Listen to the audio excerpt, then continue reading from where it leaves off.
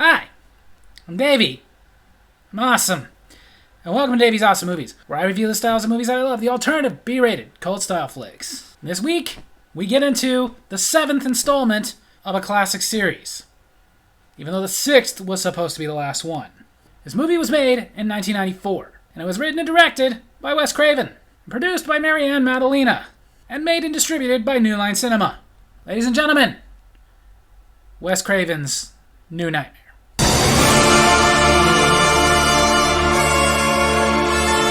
The movie opens with somebody making a mechanical Freddy hand. It's not some menacing psycho who's going to try and be a real-life Freddy. It's made for a movie. The person making it is a special effects guy. It's made by a guy named Chase, who is the husband of Heather Langenkamp, who's playing herself. Sort of. In real life, Heather Langenkamp's husband is not named Chase, but in real life he is a special effects guy. He was even a special effects guy on this movie. The mechanical Freddy hand starts malfunctioning.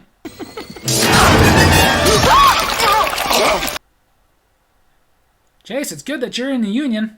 All the effects on set start going nuts. I think you guys need a better effects team.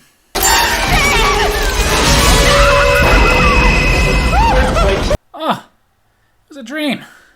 And luckily for them, she got woken up because there was an earthquake going on. There are a lot of earthquakes in this movie, and they were all written into the script. But it just so happened that at the time of this filming, the 94 Northridge earthquake happened. So luckily for them, they got to save some money by just using some of the actual footage from that earthquake. The earthquake stops, and their little boy Dylan asks his dad about his cuts. It's nothing, guys. It's a scratch.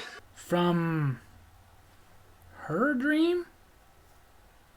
It used to be you got hurt from Freddy being in your dream, not somebody else got hurt. You know what? Whatever. He's supposed to be dead anyway, so let's not follow any rules.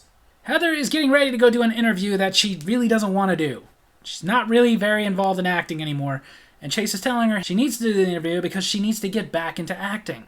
You had a nutcase making harassing phone calls. I know how scary that's been. The script was based on her having a stalker, which was a real-life situation that Heather Langenkamp was in, where she had a stalker, and it was very traumatic for her. Wes Craven decided to put that in the script, but first asked her permission if he could do that, and she said okay. Chase leaves for a special effects job he has on set in Palm Springs, and Heather goes downstairs and sees that Dylan is watching a horror movie. Kids. Suddenly the phone rings. Hello?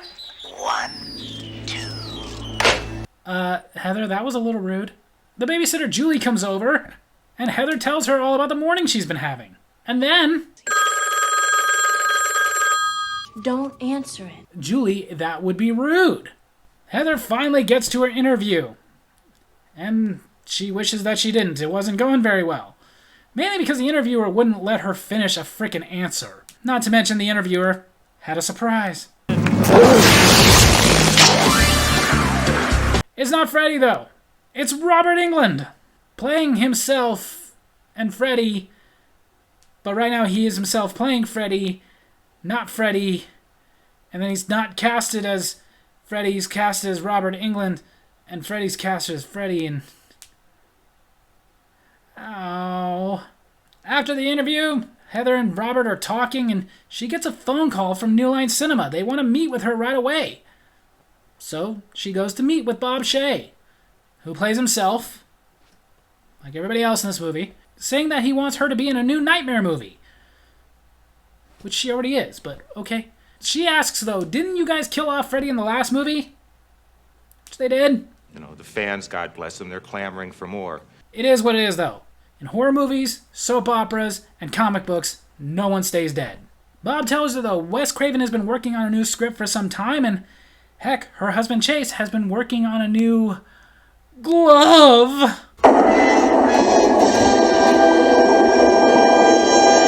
She also asks Bob if anything weird has been happening. Like, weird phone calls. Well, that was freaky. When Heather gets home, Dylan is freaking out. Never sleep again. Boys have a penis, girls have a vagina. Heather asked if he watched any horror movies while she was gone. He didn't watch anything on TV. He just started freaking out after his lunch of Ho-Hos and Mountain Dew. Heather calls Chase over in Palm Springs and tells him what's going on, and he decides he needs to get home. Now, on his way home, Chase starts nodding off at the wheel. So remember, tired driving is just as dangerous as drunk driving. The police show up at Heather's door to inform her that her husband has died in an accident, which is freaky to her because she just dreamed about him dying in an accident. Sometimes I wish I had that ability. The other day I dreamed I was eating a Popeye's chicken sandwich. I woke up and no sandwich. My mouth was just full of pillow. Because Heather has her suspicions, she goes to see the body of her husband Chase, and her suspicions are confirmed when she sees the slices on his chest. Now my suspicion is, why did you guys think he was going to have slices like that down his chest from running into a wall? At Chase's funeral, there is yet another earthquake, causing Heather to fall down and bump her head really bad. Also to have a dream about Freddy. But luckily for her, John Saxon saves her. I can't show all of the cameos that were just in this one scene, but there were several. Like if you looked closely, you saw plenty of the actors from the other movies. None of the ones that really went on to do much, though. Like no Patricia Arquette, no Johnny Depp. That night, Heather catches Dylan watching the first Nightmare on Elm Street movie. And you should be mad. He doesn't need to. He could just watch my review. 1, 2, Freddy's coming for you. That's creepy. Dylan tells her he learned it from the bad man who's trying to get into the real world. But in the real world, the bad man is Wes Craven, who just couldn't accept several years ago that his concept was rejected. Of course, Dylan is having trouble accepting what happened to his father, naturally. And it's not helping that his mom is reading him a Hansel and Gretel before bed, so he asks his mom if she can come into his dream that night. I think that only happens in the movies. And only if you're Patricia Arquette. Or Tuesday Night. And then if you're Tuesday Night and you die, then it goes to Lisa Wilcox. But only them! The next day they're at the playground and Heather is talking to her old pal John Saxon, while Dylan is doing things that are very unsafe, which is why you're supposed to actually watch them. By the time she notices... Nowadays you don't really have to worry, it's all padded. Ugh. My knees blew out just watching it. Heather calls Robert Englund and, in their conversation, gets the feeling that he's having weird dreams too. So she wants to meet with him. I do too, but for very different reasons. That night, Dylan is being creepy. Again. Never sleep. Okay, someone's getting a timeout. But it turns out it was just another dream. I'd still punish him. I mean, why not? My dad punished me over his dreams. Heather gets another phone call. Heather takes Dylan to the hospital. Might want to get checked out yourself. At the hospital, they run some tests to see what's going on, and a nurse played by Lynn Shay comes out to give him a sleeping pill. And Heather is okay with that, because she's learned nothing from her movies. She didn't even recognize that the girl that played her teacher in the first movie is now a nurse. But good thing for Dylan, he did learn something from his mom's movies, as he did not swallow the pill. To get some answers, Heather goes to see Wes Craven, ask him about the script that he is writing. Even though what you probably should do is stay at the hospital with your little child. Wes tells her that the dreams he's been having, that he's been putting into a script, are telling him that Freddy is an entity that is stuck in the movie world and wants to get into the real world. But in order to do that, he has to get by someone first. That person's you, Heather. No, Wes, it's you. This is all your fault. In more ways than one. Wes knows that this is really crossing over, and he believes that the only one that can actually stop Freddy is Heather. She's gonna have to choose.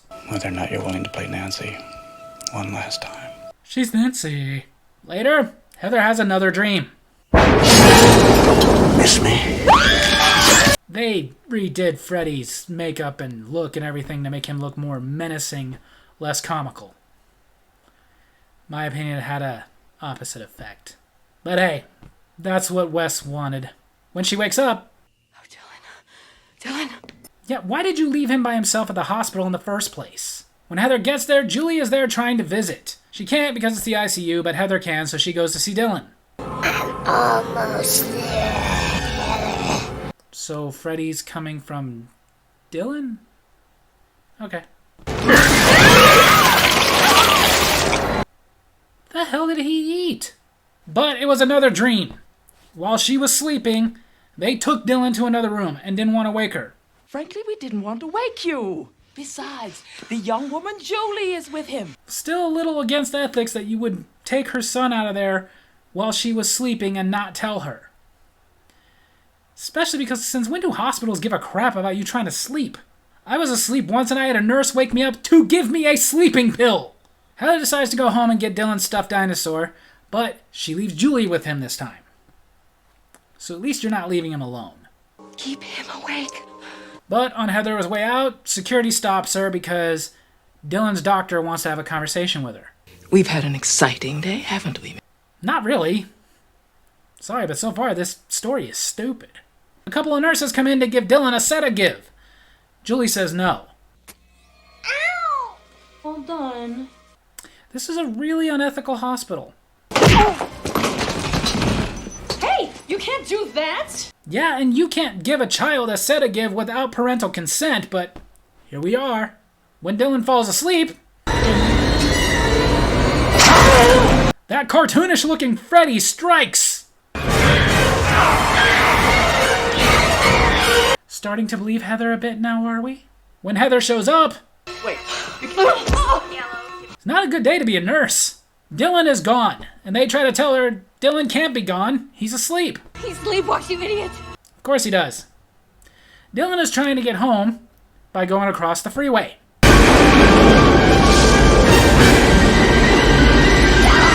know, it's funny, the older movies with less money and less technology had better graphics and effects. I'm just saying, third movie, Freddy's snake looked more realistic than this. While trying to get Dylan, a little Ben Gale fixed that right up. Heather does make it home, still trying to find Dylan. Take it easy, relax, he's right there. What happened? Well, it's a good thing that Saxon was there. What the hell is going on, Nancy? Why is John calling her Nancy? Why are you calling me John? Okay. Nancy, Freddy's dead. So apparently the movie has completely taken over. Whatever. John leaves, and now it's up to Nancy to kill Freddy. By taking sleeping pills that Dylan let out like a trail of breadcrumbs from Hansel and Gretel. But you know, if you take too many sleeping pills, you might never wake up. And this leads to more bad CGI while she's trying to find Freddy. Seriously, I'm just saying, you compare this movie to the other movies, and it's a perfect argument for practical effects versus CGI. As Heather, or Nancy, is looking around, she finds the script. So do us a favor, Heather. Throw it in the trash. She tries to fight off Freddy, and Dylan runs and hides in an old-school oven, like from Hansel and Gretel. Heather chases after Freddy and ends up in a throwback to the first movie. But not done as well. But Heather does catch up just in time to get some tongue.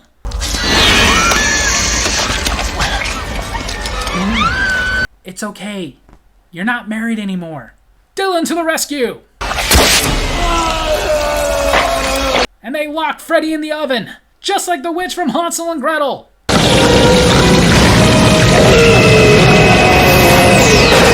I'm just gonna say it, even in '94, those graphics were awful. They both awaken in Dylan's bed, which really badly needs the sheets changed. Just saying, sleeping in dust like that can cause major respiratory problems. And now Heather finds the script. At last, Freddy's back where he belongs. Regards, Wes. Okay, next time go write a rom-com or something. So there you have it. That's what they tried to use to revive the Freddy franchise, Wes Craven's New Nightmare. I can't say it was unsuccessful. It had an $8 million budget and did $19.8 million in the box office. However, whereas I can't say it wasn't successful, in my opinion, it wasn't good. This movie was the original idea that Wes Craven had when he was asked to help with a third installment, Dream Warriors. He wanted to do a concept where the real-life actors from the first movie were now fighting off Freddy, who's trying to come into their reality. They rejected it way back then, didn't really like it. They just wanted to keep up with the Freddy universe, And then they milked it for another 3 movies. And then when they were out of ideas, they were like, you know what? Okay. And honestly, in my opinion, this is why they rejected it the first time. Because it was just really kind of stupid, in my opinion. I wouldn't say this was the worst of the Freddy movies. Second worst. I still think number 2 is the worst, but this one's close. Now, apparently I'm not the only one who thought so, because even though this movie did make a significant profit, it was actually the poorest grossing of the Freddy franchise. That includes Freddy vs. Jason. It has mostly gotten positive reviews from the critics. From the audience, it's so-so. Seems like most of the audience likes it, but it seems like a great majority of the audience didn't like it either. And whereas it was trying to revive the franchise, it didn't really. We didn't get another Freddy movie until Freddy vs. Jason in 2003, so 9 years after this one. Even though personally this was Robert Englund's favorite of the entire franchise. He even said the look of Freddy was his favorite. And again, as much as I like Robert Englund, I gotta disagree. To me, the Freddy in this one looked extremely cartoonish. Wes Craven was setting out to make him look more menacing, and in my opinion, he didn't look more menacing. He looked like a villain from the Power Rangers. The original working title of this movie was A Nightmare on Elm Street 7, The Ascension. Honestly, I think if they would have just continued with the Nightmare on Elm Street series, probably would have been better. I get they had to find a way out of the fact that they called the last one Freddy's Dead, but then again, there's always a way out of that. Just like Friday the 13th had the final chapter, and then 6 more sequels. There's always ways to bring them back, because it comes down to it, it's a fantasy world where nothing is reality anyways, so you don't have to be too realistic. And like I said anyway, horror movies, comic books, soap operas. No one ever stays dead. One thing I can say that I liked about this movie was the cameos were kind of nice. The one cameo it was missing, though, was Johnny Depp. I think we all knew Patricia Arquette wasn't going to do it, and besides, there was a cameo by Tuesday Knight who replaced her character. And Wes Craven did say that he wanted Johnny Depp to be in the movie, but he was a little too nervous to go ask him. Johnny Depp was later asked about that, and he commented that if Wes would have asked him, he absolutely would have done it. And I honestly don't understand why Wes would be so nervous to ask him in the first place. He made a cameo in Freddy's Dead, why wouldn't he make a cameo in New Nightmare, where the original creator is back? As far as recommending this movie, it's part of the Freddy franchise, so of course I recommend that you check them out just so you can say you've seen them all. But don't expect too much from this one, because in my opinion, this one sucked.